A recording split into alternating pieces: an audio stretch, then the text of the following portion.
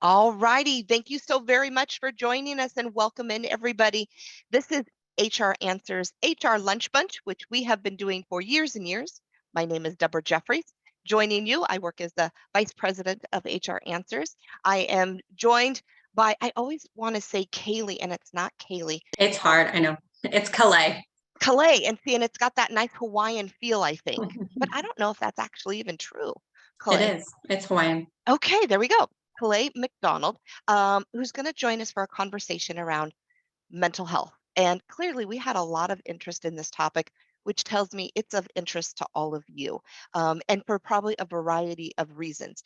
So, HR Lunch Bunch happens the first Wednesday of every month. We pick different topics. I encourage you to let me know if there are things that you would like us to facilitate, invite people in. If you've got topics and speakers that you might recommend to us, or you yourself as HR professionals.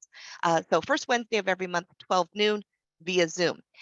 With that said, this is a discussion. What does that mean? Chat box is open. Feel free to weigh in. Kalei's got some information to share, but we like it to be a networking opportunity where you get to ask questions, share information, pros and cons. What are you doing? What's not working? What's working? All of that.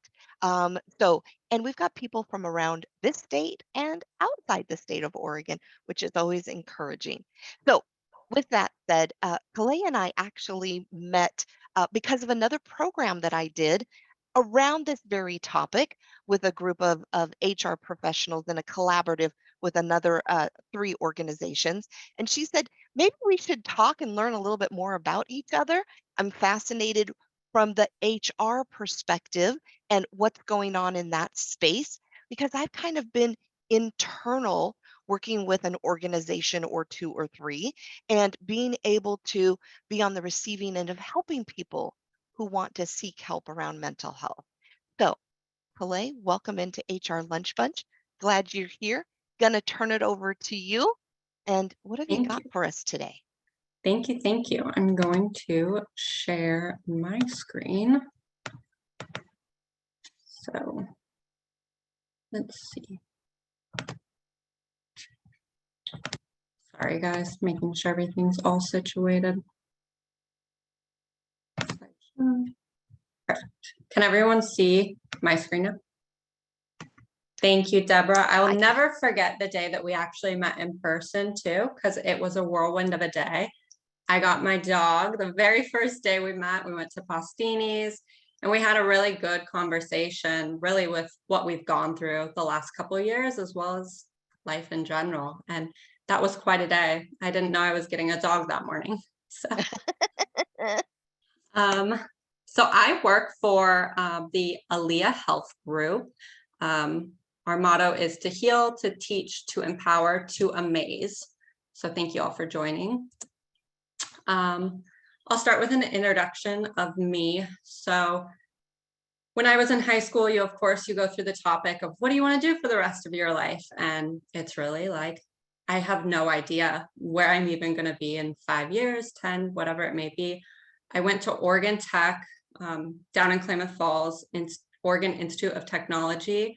I was able to do a bunch of my schooling online. I knew I wanted to get into the healthcare field, but I didn't know exactly what I wanted to do. I majored in healthcare management as well as health informatics with a minor in medical sociology. So I was working in the hospitals in Portland, kind of as a float in the social work offices. And it was very evident to me, I really liked what I was doing, but the resources around weren't helping the problem with mental health and addiction. And providing resources was really difficult because you don't really know when you're confined in that office in a hospital setting where you're seeing the same thing over and over.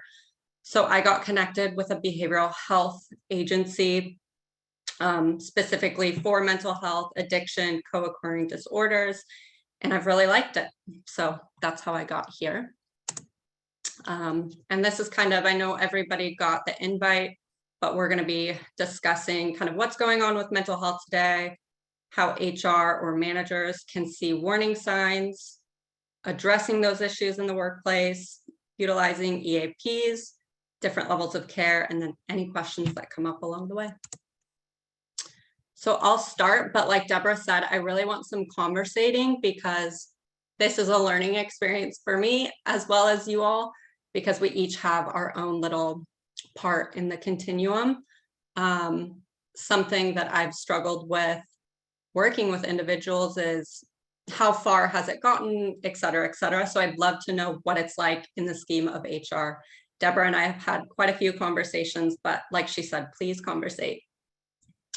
So to start, mental health in the workplace refers to employees' psychological, emotional, and social well-being within a shared work environment.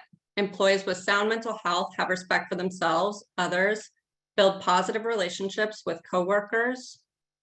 My little boxes of you guys keeps moving.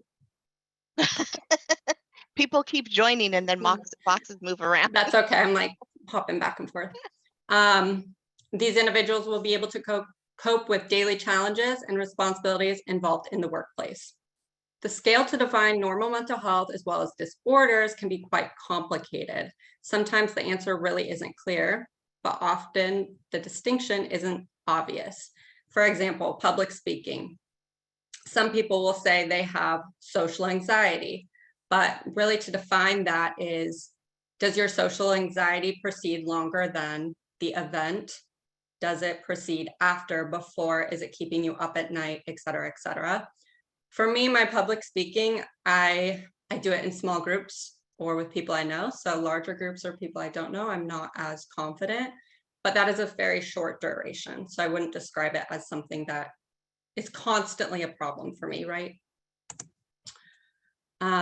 So this slide, I really want people to kind of intervene because everyone is at a different point in their life or struggling with different things. So if anybody wants to kind of volunteer, in the past 3 years, how have your lives changed at home?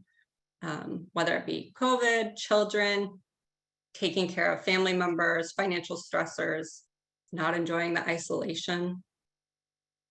Is there anybody that wants to hop in? I'll say some things. I think it's better now, I'm back in a hybrid work environment, but, living by myself, it was very isolating when everyone was working from home. I was lucky that I was able to, and I felt really grateful for that. But it did add, that isolation added a layer of, stress to everything. Yeah, lots of stuff, on top of COVID, just everybody's living their own lives. But I think, having the additional stress of COVID just adds that layer of anxiety and, stress over everything else that you do. Mm-hmm. Mm-hmm.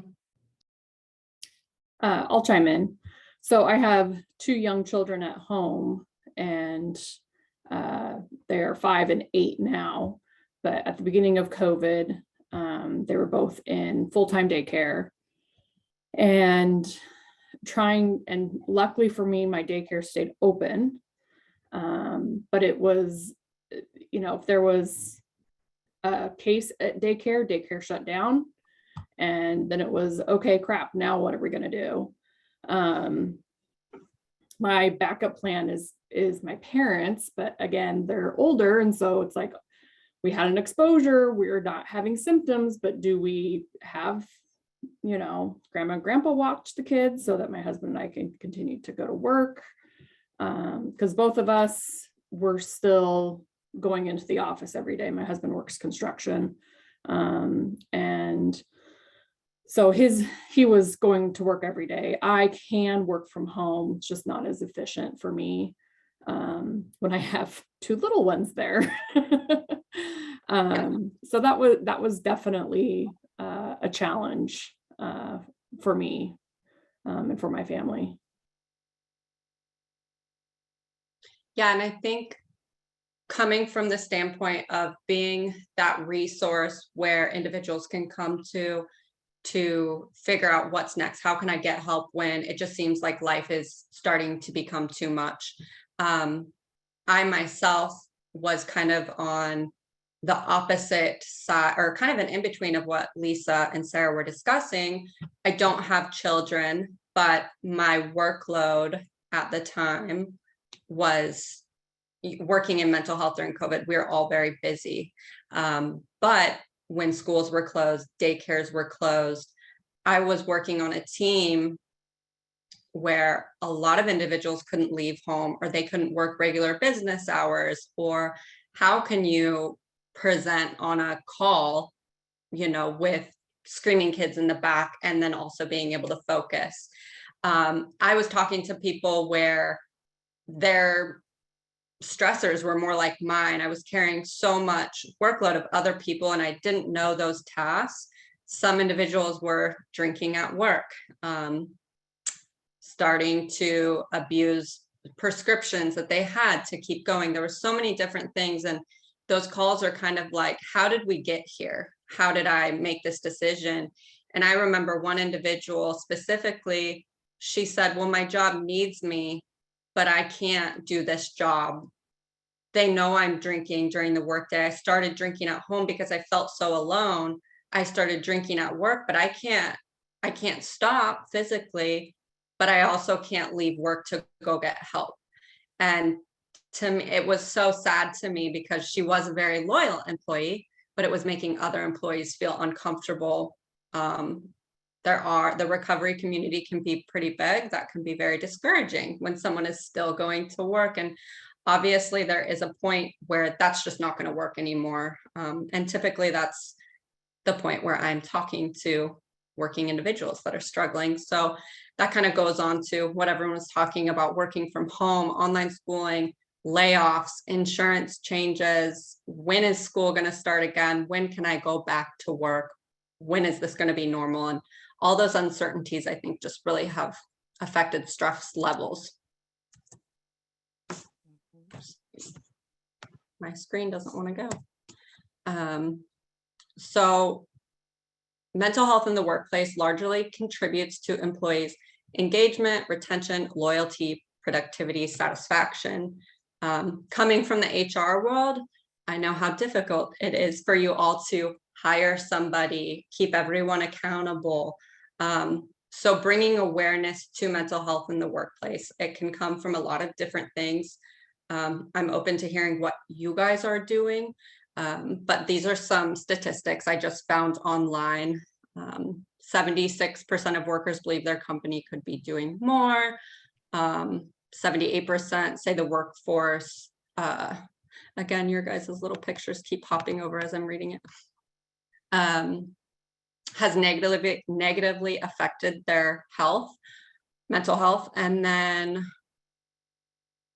85%, someone wants to, I don't know if everybody's bubbles is on the same, oh, there we go, say their mental health, as well as sleep deprivation, poor physical health, happiness, suffering family relationships, isolation from friends. I mean, we can all say we've all heard the worst of the worst, unfortunately, in the last couple of years with divorce and all the other things. And people spend a lot of time at work. So bringing their mental health hopefully up at work and kind of depending on that is very helpful for people. And also it brings up productivity for employees, brings up trust that your employees are doing the right thing. You can trust them to work at home or without supervision when people are doing well. So I guess those identifiers are really important, which is also a full nother topic of how do you identify remote versus we all know working in an office. So some things that you can, I guess, identify or intervene is really talking, communicating with the employees, and not specifically 1-2 people, just bringing overall awareness, I think takes away from the stigma. Things like avoiding issues, sleeping too much or too little, excessive drug or alcohol use, impulsive spending, over or under eating. These aren't things that you necessarily want to point out to someone, but just being that other person on the phone, you can kind of hear when somebody's at the end of their rope, what's been going on. And it is, spending money, going shopping, maybe that's going to make me feel better. Drinking, and then it becomes, when do you stop? What are people let's Yeah. ask a question. What are people seeing at work? What are you guys seeing? Not necessarily at work, if they're working remotely. What are you all seeing as some of the symptoms from some of your employees where you're noticing they're struggling, or maybe even coworkers, Mhm. peers are making mention of something? Are people coming to you and sharing concerns? I've seen more people go out on FEMLA for mental health issues than ever before in my career. Mhm. Okay.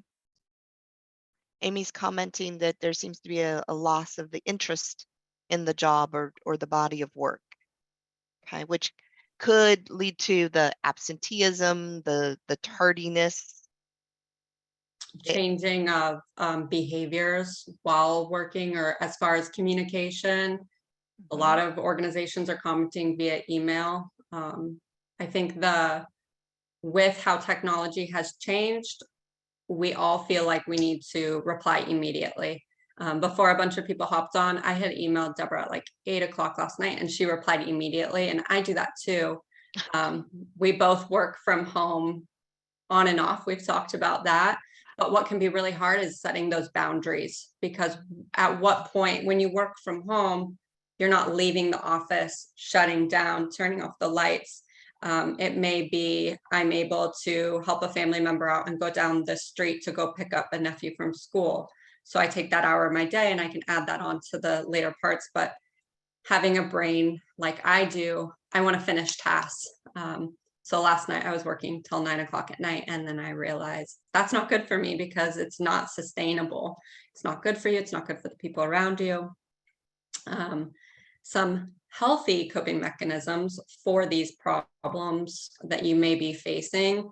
And I can go on to talk about a struggle I really had at work is facing the problem, talking to a trusted friend or family member, participating in a hobby or sport, learning what your triggers are, seeking professional treatment. Um, Lisa brought up working from home was very isolating during COVID. Um, with everything in the world changing and its employees, leaders, business owners, everyone was very stressed during COVID. I made a career change because of some of the stressors I was seeing and being warned about. And really working in the behavioral health field, I get to work with a wide variety of organizations and I really like what I do. But I went to a smaller organization, more local, and I had never felt more isolated because I did have the option to go to the office, but they didn't want me to. Didn't have a team. I felt so alone, even though people were 15 minutes from me. Um, and now where I'm at now with the Aaliyah Health Group, some comparison and changes that I had to decide was, well, should I give it more time, even though I'm miserable? I can't, I'm not helping people the way I want to be because I don't feel like myself. So talking to family, loved ones, friends, making sure those decisions were thought out. I did get a job opportunity that came up pretty quick. And some of the things I was asking when I got the job opportunity is how do you define teamwork, somewhat of a work family. So things I really like that we do is every Monday morning we do a huddle. How are you doing? How was your weekend? Things is not punching the clock, just trying to get done. I have two coworkers that have young kids. So when they need to do things like the doctor appointment, anything like that, I say, transfer your phone to me. I got it. I can help. School days get canceled, snow. I got it. I can help if you need me to fill in for something. Um, the way I feel now comparatively to how it was months ago, so much different. And it really is advocating for yourself and what you need, because not every workplace or every single employee would like a team like mine. Some people think that sounds awful. They want to work alone. So just finding what is good for you, getting to know employees, and maybe the job they're doing isn't for them. Maybe there's something else in the organization that might be better. And we've got a Uh, couple of notes in the chat about people who have worked, and as an HR consulting firm, we've had a lot of phone calls as organizations are inviting or requiring people to come back into the office when that has happened, or even if that's happened yet, around people not really wanting to re-engage in person at work. And the other element is especially with our more kind of introverted, more quiet or reserved individuals, finding comfort in working from home. People who might not do as well with larger groups of people. I know on the training side of things, people have said, I would never have come to your class had it been in person. This working, doing it remote is perfect for me. And Mhm. and that was a real shocker. But coming back on site, being with the people has been overwhelming. People are like, they don't know how to do idle chit chat.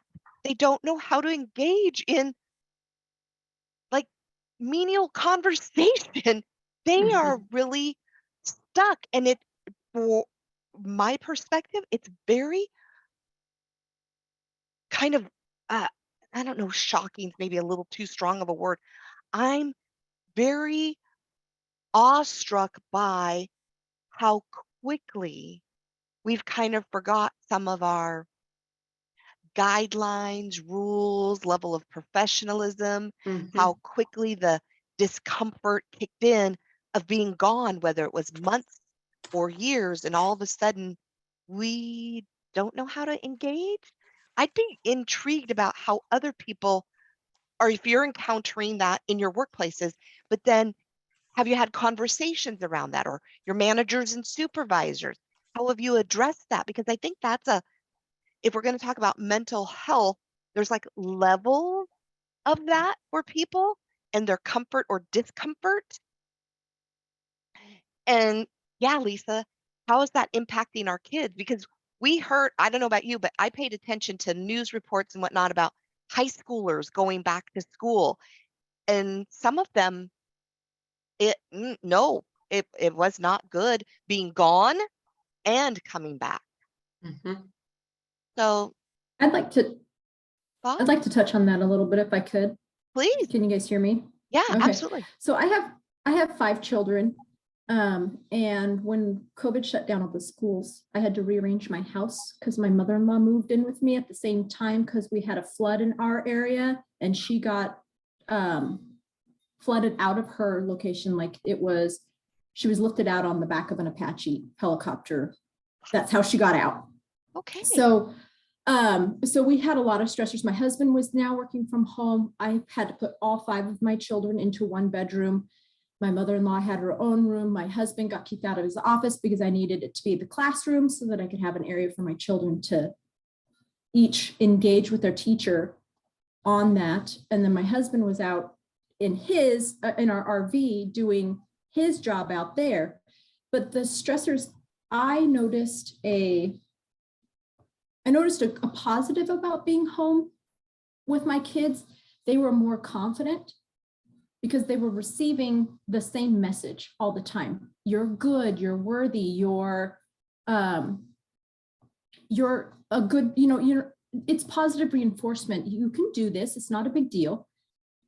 They would have issues with sometimes things in the chat, other kids being mean in the chat, but the teacher would monitor that and then take care of that issue because it was all written down.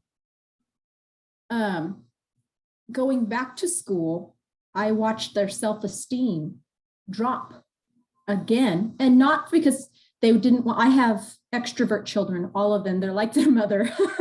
So they do just fine in a social setting, but their self-esteem dropped because of the interaction, sometimes of the social interaction with other kids, because let's face it, kids are just mean sometimes and say things that hurt, but now they're not in a situation that they were monitored in more closely, because if you're writing it in the chat, it's viewable by everybody. So it was unique for us. I happened to be staying home at the time. So I was able to help balance everything out, but that was a very large stressor in my children's lives, was the staying at home. I had a kindergartner who started that year. That child doesn't like to go to school. Yeah. Because she started out, because I've had every other one of my children have been so excited to go to school. kindergarten, it's exciting. And she didn't want to, because it was not something she had to walk into the classroom, into the classroom in the house. So it's just something I thought I'd wanted to bring up. So, I mean, there's pros and cons to both sides of it. And like you said, having a kindergartner, my closest colleague that I was working with, we did a lot of dual tasks together. Same thing, kindergartner. Those are very important years in terms of socializing, education. They're not equipped to work on technology. They're learning to read, learning social skills, manners. And so for individuals like you, that did become a full-time job, because you can't do both. It's not manageable. Or the alternative I was seeing a lot is mom and dad all day, working all night because financial stressors. And then it just gets to become too much. I've also seen, just like what you were talking about, Deborah, going back into the office, those extreme introverts that maybe didn't know that they were until COVID hit, engaging in different ways. Maybe alcohol makes them feel like they can engage with people, and it just changes how it is. And I think that's why liquor sales have gone up immensely during COVID. It definitely was a coping mechanism. Well, and think about our workplaces. You're looking for new employees. Our class of 2020 got booted out of school around spring break. So those kids that were going to, quote, graduate, how that impacted them. Did they go away to school? Did they not go away to school? Now they're looking for jobs. How are they reacting to the workplace? I think those things are going to have to be gentle reminders to those of us in HR, those of us as managers and supervisors, those of us that work with them when they're hiring, when they're bringing people on. Is it their first job? Did they have the appropriate setting of expectations? All of that, we just have to have those gentle reminders, because that means how we approach that, or how we assist them in being successful in our workplaces. What kinds of things, the traditional kinds of things we think as markers of our generations coming into the workplace, that one's a big one. That one's completely different. And there is no general help to assist, because who's been through a pandemic? Who's come out of it? And I saw something last night on late night TV. We're pretending that it's over and we're done. Maybe not so much. So just as HR professionals, thinking about that in addition to all this other information, there's no silver bullet here for us. And everybody is coping differently. And that, don't we wish that we could all be programmable? And the answer is we aren't. And to Sherry's point, wow, what an example of, oh my gosh, loveliness, major challenges, and how resilient we can be. And we don't know how strong we are until we go through something. And we need to be having those kinds of conversations with our staff in some fashion or another, so that we truly know who they are and how we can help. And are we paying attention to the signs and symptoms? And are we encouraging our people to do that? Because what you're seeing on the screen, are we paying attention? Are we intentionally checking in with our people to make sure they're okay? All right, I'll stop talking. Hey, Deborah, this is Anna. Can you hear me? Yeah, I can. Oh, okay, great. I'm on the road coming back from training. This is Anna. I'm with HR Answers. I'm a senior consultant, and I joined online. I'm appreciating all the conversation everyone's having. And I do want to kind of piggyback on what Deborah said about resilience, and maybe, change its trajectory a little bit about what makes everyone feel, like the speaker was saying, what makes everyone feel comfortable, emphasize, kind of accentuate the positives and eliminate the negatives in your life as much as you can. The person that made the comment about the 5 children at home with the mother-in-law and and the husband and both of you working at home, I mean, that's more common than I think we think. There's a lot of people that are juggling so many things in their lives, and none of us are exempt from those stressors. But what do you cling on to? What is your foundation that you cling on to, the resilient piece, to get us through to the next phase, to move us forward? And I appreciate the conversation, and that's what I wanted to add. I appreciate the time. Thank you. Thanks, Anna. Yeah, Can and go ahead. We have a huge group in our place of work that the problem we're seeing is that there were some of them that had to come every day because they were essential workers. And then, now we've kind of gone to a little bit of the hybrid, but what we're seeing is a lot of discourse for the people who are working from home, because there's the group that has been here the whole time and having to work in the office, or I work in the courts, and so there's a certain amount of us that had to come in because we are essential to keep the courthouse open. But now we're seeing where those people now are like, hey, it would have been nice, or would it be nice now that maybe we can be the people that work from home and these other people need to come in. And so that's where we're having a lot of the conflict with employees, and it's more through each other rather than with the company itself. I've seen that as well. And I think too, I don't know the statistic on that, but as far as job changes with layoffs, open positions, companies buying and selling, the conflict between employees has caused mental health concerns too, because if you're not comfortable at work, or if you have frustration with peers, it can become a toxic environment very quickly. And so sorting out those details on what is quote unquote fair, it's a convoluted topic. And like Deborah said, we keep acting like COVID is over. I think the spiraling effects for after are going to continue, unfortunately. I agree. But some things, going back to what individuals have really coped with, is drug use and alcohol use. We know in Oregon specifically, access to care is ranked dead last for individuals struggling with mental health needs.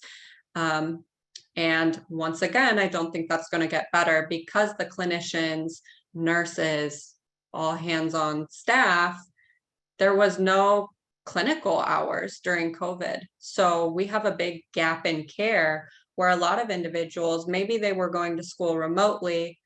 That doesn't work for other people. And so the graduating classes and percentage of people in a program is extremely low right now. So unfortunately, trying to figure out more ways to find providers or make it more accessible, such as telehealth. Things that kind of are signs of alcohol, I'm sure we're all pretty familiar with in the HR world.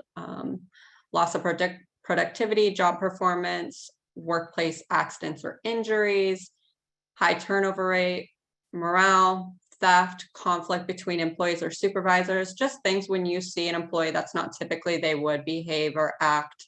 I know a lot of employers do drug testing before they're hired, but unfortunately, a lot of companies don't. And I have spoke to people that I've been working with, kind of like thinking about going to treatment, wanting to go.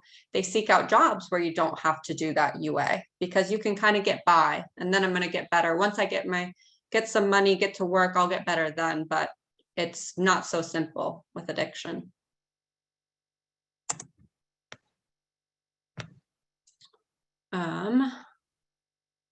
Factors that lead to substance misuse at work.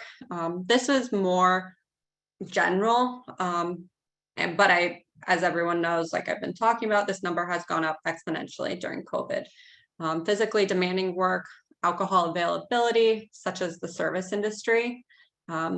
Any job, I worked through school in the service industry. I was going home and doing homework and stuff, but my peers, they were all drinking after work, going somewhere, meeting up. And when it becomes that it's something you do all the time, then it progresses to an issue. And there's more than just the service industry where it becomes normalized. And, you know, some people can drink at a responsible pace and not drink and drive and all these things. But unfortunately, this leads to a lot more problems. I think a lack of supervision, like the individuals that move from working at home rather than in office, typically those people like social interaction. Going to work is a break from home. My best friend and I, we both work in the behavioral health field. She has 2 kids. She hates working from home. She can't do it even when her kids aren't home. Her brain correlates home to serving others. So work is her time to focus, do this, go home at night, and then there's your family. Not to say she doesn't enjoy being around them, but it was really difficult for her during COVID, forced to be home. Her husband works from home, like you all discussed. Mental health and addiction. That got, did these got doubled, sorry. Nope. So for addiction specifically, what I've been seeing a ton as far as with unions, employers, I get calls from all over the place. Sometimes it'll be first responders. They really struggle with PTSD, trauma, all sorts of things. And the stigma is to say, I'm okay, this is my job, I see it all the time. Our brains are not wired to see a lot of things that first responders see, or correctional officers hear, all of these things. However that person is coping, whether that be gambling, alcoholism, drug use, pornography, all of it, at some point, there's a breaking point. Only so long you can be functioning. So that string is just getting further and further. And I always say with mental health and anxiety and thing, it's kind of like a train adding on. And at what point can you not carry that load anymore? And I would say we're not to the end of it. But as far as getting that message out there in a workplace is huge, because the last thing you want is your employees to get to that end of rope. You know, to that point, I want to share, as since we have so many HR people on here, even though we might not be talking about addiction with this comment, is think about the fact that as HR professionals, you have a lot of employees, your managers and supervisors too, coming to you, sharing, just like Sherry did, stories and examples of what's going on in their world. You're handling or maybe facilitating the benefits related questions when they qualify for certain kinds of events that are happening that can be traumatic and stressful and life altering at times. That while very much I'm going to use the words compassion fatigue. And I think, Lisa, I'm going to call you out only from the standpoint of, I believe you and I might have been at the same PERHRMA chapter meeting around compassion fatigue several years ago. Now, I might be wrong, but I think we might even have been sitting at the same table with the gentleman who was presenting on this. And it really has stuck with me. I mean, when we talk about make things sticky, that has stuck with me for years about how much we can take on, and that we need to kind of create a Chinese firewall for ourselves so that we don't keep adding and taking that home with us, and that burden and feelings of all the challenges our employees are going through for our own mental health, to deal with it on a day-to-day regular basis, having nothing to do with, quote, things that could drive us to drink, but I think it could. But being able to then take that, and how are we dealing with our own mental health and self-care, topic for another day, but being able to be really thoughtful about that so that it doesn't push us over the edge. Because I think in tandem with this conversation, compassion, fatigue, stressed out, burned out, all of that can go together if we're not careful. So I think I saw a notation on one of your slides, and maybe if I didn't, where's your where's your boundary line? Where's your it's getting to be too much? What are you doing each day to kind of take care of yourself so that we don't end up in this space? So You from got some pure, 2 more slides. You did see it. oh, But that's okay. there we go. It's all, it's all correlated. And I think the whole point of why, when you and I were discussing making this, mental health is not the same for me, for it is you, for it is Sherry. There's no one size fits all answer. I think something just like kind of this slide describes is at what point do you want to open up and accept the help? Because a lot of people want to say, I'm okay, I'm fine. I'm guilty of it. I don't like to ask for help. But then I also get frustrated when someone doesn't offer to help. It's like, can't you see me? I'm drowning here. But all of these issues is kind of pointing into a ton of different things. And how do you open up and identify what's starting this? Where will it spiral? And a lot of this is compassion. Deborah read my mind. All of the things that maybe don't relate to COVID, don't relate to this or that, we as humans are always changing. We're always evolving. We struggle with that. We struggle with the uncertainty of the future. But things like aging family members, caring for someone with dementia. Deborah sent her son away to school, and I remember asking, are you okay? And she said, oh, I'm looking forward to it. I'm great.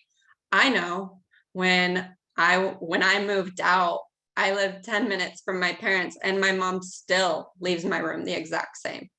So for her, she struggled really hard with like empty nest syndrome, or what do I do now? When my little brother got out of high school, kind of their nights out were basketball games, football games, or what school event is there?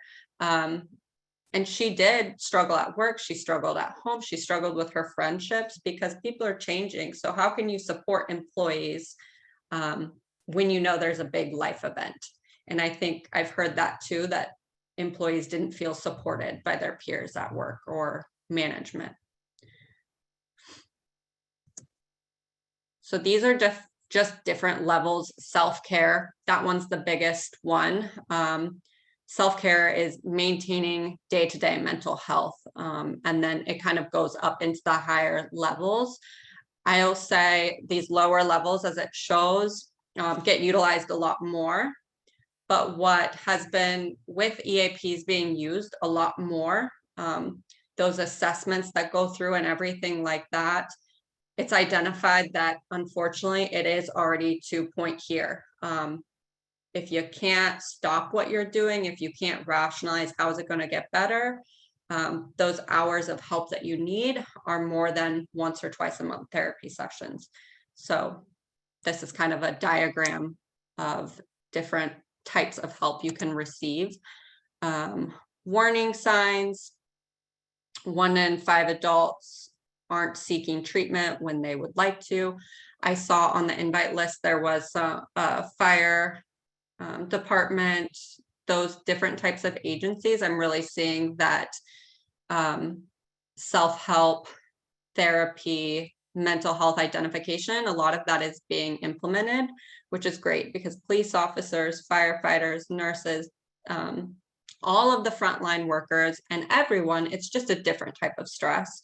But those I do see again and again, unfortunately, come up, and it's heart-wrenching because the indication of why they're struggling, there's always that story, that work event.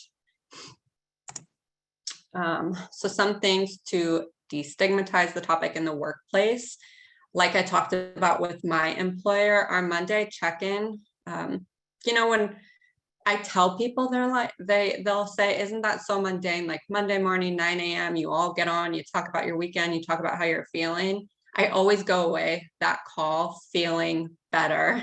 And also just a check-in call with what is everyone's week plan. You don't feel, my mind, if I don't talk to my teammates, I feel like I'm in trouble. I feel like I'm not working enough. So then I work more, burnout. My mind just wanders. So I really appreciate those check-ins. And once again, it's just getting to know who you're working with. Doesn't work for everyone. Self-help, encourage employees to improve self. That can be groups at work, having behavioral health organizations come in and check in. Those little posters that are in like the break room or things like that. Those are actually very helpful. Awareness, knowing what your peers are going through. I had a coworker who had a miscarriage. It was, how are you doing? Or checking in, what can I help you with? Can I send you a meal? Anything. And she shared with me, I don't need anything, but thank you for checking in because no one else has. And this is really hard for me. So she did feel isolated and alone. Goes along with traumatic events, just providing support and how can you support someone that maybe doesn't want it? Acts of kindness, food is always good, flowers, just knowing your environment. I think that with COVID, we've lost a touch of that. Working remotely, you don't really get to know the people you're working with as much. And then EAPs is such an underutilized service. A lot of organizations have it. I get connected to people from all over the place. It'll be employers, hospitals, primary care offices. I work with veterans, the military population. Oftentimes when I talk to people, I ask, do you have an EAP? And they say, well, what is that? And I guess as my perception is, I get emails all the time from my employer of these benefits are changing, or this fare is here, this, that.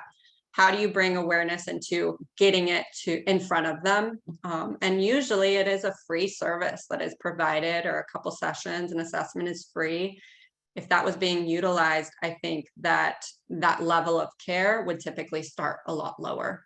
And EAPs are really great too with destigmatizing psychiatric care. Medications aren't always bad. A lot of people think that they are. And also EAPs kind of, if you as an HR professional, maybe you work for a small organization and you're somewhat friends or friendly with coworkers where it's become, you have kids in the same age, blah, blah, blah. That person doesn't necessarily want to come to you for a mental health need. Maybe they would. An EAP just kind of takes it out of the picture if the organization offers it. I put a note in the chat asking which of these activities, strategies are you guys all using, and or what other ones might you have? Anybody want to chime in about use of? Maybe you don't have to give any specifics, obviously, but I believe from an association standpoint, EAPs have seen a quadruple increase in the usage over the last several years, where it was on average like a 3%. It's like 12% increase, which doesn't sound like a lot, but when you think about across the board, that's like craziness. So thoughts, observations, attendees? I check in with folks and give them the information about the EAP if I know something's going on, but I don't do as good of a job of just sending it out and reminding people that it's a resource and it's available. But I have had a couple of people come to me and, oh, thank you, that was so helpful. Or I didn't think that I could use it for this. And, for someone with aging parents, like they didn't kind of automatically know like what they could use it for. But when they reached out, it was very helpful. So, I think just communicating and getting the information out there, not every day or every week or, but look for those opportunities to remind folks that you have that available to you. Mm-hmm. Well, and keep in mind, depending on what level of service you may or may not have, EAP, some of our stressors come from financial or legal or childcare issues. All of those and then some are EAPs. Those of you, for whatever reason, employee assistance plans or programs, all of those are covered under those. They have resources, ideas, suggestions. So this is not just quote unquote counseling sessions with a somebody. And it can look like a lot of different things. It could be a standalone, or it's already built in to your healthcare benefit. So, and so much of their programming and offering is free. They'll do lunch sessions, brown bags. They have newsletters. So if you're paying for this service, please, please, please take advantage of them. Invite them in. Make sure those newsletters are getting shared or whatnot. And this is not a sponsored, event for EAPs. I'm not making any money off the notice here, but truly, why not take advantage of that and be intentional with the other items that you're seeing on the slides, because it obviously it really does make a difference. And I will tell you, the work that I do with managers and supervisors, purposefulness, intentionality is what needs to be happening with them to your employee base. Okay, sorry, I'll stop. I'll say on that too, there is a misconception on mental health services. Long ago, not so long ago, but insurance used to not cover mental health services as far as treatment, outpatient or inpatient. So it was all cash pay, which there are a lot of therapists that are still cash pay. But insurance does cover treatment. And typically, especially the more and more we're realizing this is a problem, it's getting better and better. I'd say the benefit through going to an EAP rather than just calling that number on the back of your card is the number on your back of your card might be in Utah or somewhere where they send you to a place where the wait list is 400 miles long. So I like that because it's typically a local resource. Here's the healthy coping mechanisms. So we're about running out of time, but these are some things that people do. Staying active is great. For me, I like to stay in a rhythm. I drink coffee every single morning before I start the day. Before I get ready, I sit on the couch, I sit in silence, and I do that every day. So I always allocate that time. Also something that keeps me productive as I am in a hybrid role. I always have my house clean before bed. So that way the next day, work is work time, because it is hard to set those boundaries of what time do you start, blah, blah, blah. So I try to keep my days in a rhythm. And then if I do happen to have to work on a Saturday or something, I substitute that time off. So I'm pretty organized, but I'd love to hear what other people do to cope with feeling balanced, feeling well. Oops. So.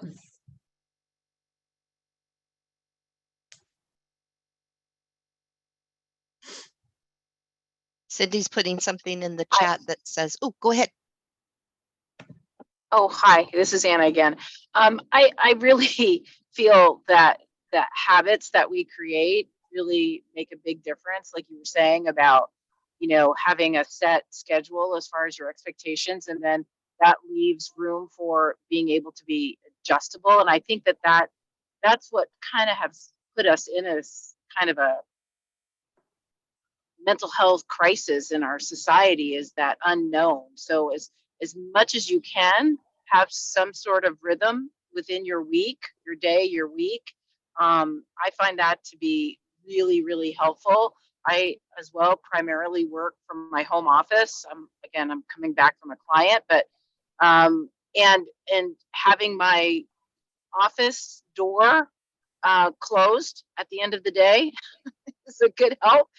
Setting healthy boundaries for yourself. And again, as mentioned before with everybody in their comments today, was everybody has to know what that individual rhythm looks like to them. Being able to say, this is the good rhythm for me, and I can stick with this and maintain it, and be able to adjust when needed. So I really, that helps me keep balanced as much as possible in this crazy life. Like what you said there too is controlling what you are able to bring some comfort to your daily life. And you can see in the chat that Cindy's weighing in. Yoga and meditation is being offered to employees a couple times a week. That's wonderful. Giving people choices and options. Mm-hmm. Yeah, there's so many different things. I know an indicator that kind of gets overlooked is those employees that you see, oh wow, they're doing so much. They're killing it. They're getting everything done way ahead of schedule. They're doing so much more than employee B. But that could be an indicator, a cry for help. Something's wrong. What are you just wanting to distract yourself from? And a lot of people, the spectrum of doing too much to doing nothing. Some people want to isolate, stay in bed, not work. Others want to work, work, work, because then I don't have to think about all these things I'm avoiding. So I love that you take the time to control what you can, because the rest of the day, you just never know in this crazy world. Those were just my things I do. And that is it. And I appreciate, I don't know if anyone else has anything to say, but this was a very good conversation. Other questions or other things to share in terms of organization, what you're doing, or things that you've been addressing from a mental health standpoint for your employees, or initiative that you've taken or undertaking that you'd like to share?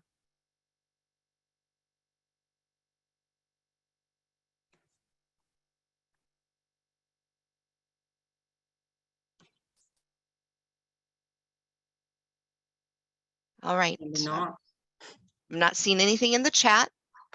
Not seeing any icons in being raised. So just want to give people a chance. So I want to thank everybody for joining us. I really do appreciate that. Hopefully there was something here that resonated with you. We'll follow up with the PowerPoint slides. So we've gotten permission to be able to share those with you all. So hopefully you didn't have to worry about taking ferocious notes, and especially Anna, since she was on the phone and driving, she couldn't do notes too.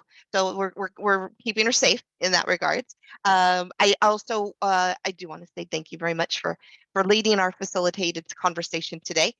Also, next month, April 5th, we're going to have a woman by the name of Marjorie Dudley joining us. She's all the way from the East Coast, and she actually is going to share with us, talking a little bit about our culture inside our organization and having a culture of gratitude. So that will be our focus of conversation. Otherwise, this will wrap up our March version of HR Lunch Bunch. Glad you were able to join us again. We'll follow up with an email, and you guys take care of yourself and have a wonderful rest of your Wednesday. Take care. Thank Thanks you again, so everybody. much. Bye-bye.